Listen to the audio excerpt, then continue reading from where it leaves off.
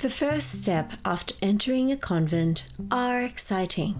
By this point, you should have taken the time to reflect on all your options and feel sure in your decision of becoming a nun in this specific congregation. The day you enter is the day you move in with your religious community. If you feel rushed, this is a red flag. Time pressure undermines your inner freedom, especially if it comes with emotional pressure.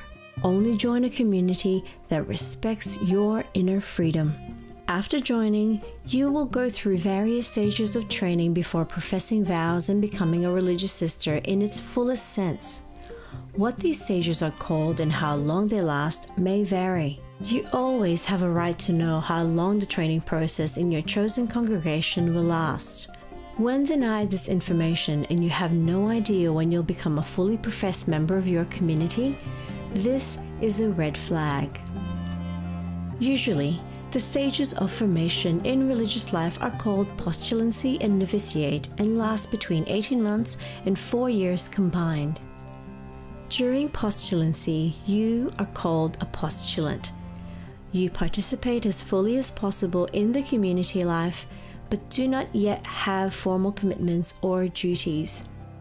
You are not bound to hand your possessions or your passport over to the community, cut off family ties, or let superiors read personal letters or diaries. If the community demands any of these things from you, this is a red flag.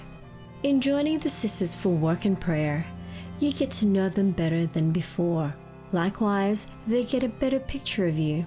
This helps you re-examine your choice before committing yourself more fully. If, at any point during the postulancy, you or the community come to the conclusion that this way of life is not for you after all, you can leave the community without any formal procedure.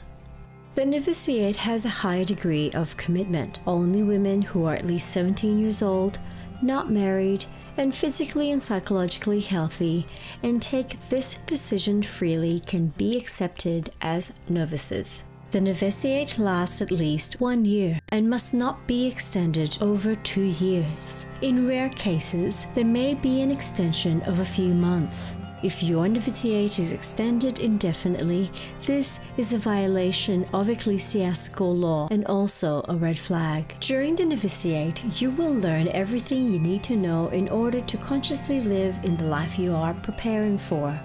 This includes learning the history and particularities of your community, receiving theological knowledge about consecrated life, developing spiritually, as well as deepening your identity as a religious sister. If your community does not offer you proper training, instead feeding you with either too simplistic or demanding and incomprehensible content that does not allow you to understand what you need to know, this is a red flag. At every stage of your formation process, remember that you are an adult woman with a God-given character and individual gifts that should play a role in your religious life.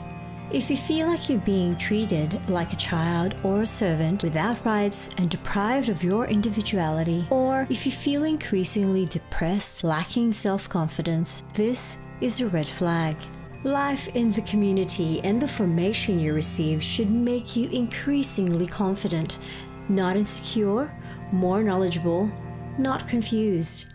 You should end up with more friends and relationships, not less. And most importantly, you should know yourself better than before and not becoming a stranger to yourself in any way. Completing formation should lead you to a fully confident decision for religious life as a confident adult woman who is informed, close to your fellow sisters, and sure of yourself.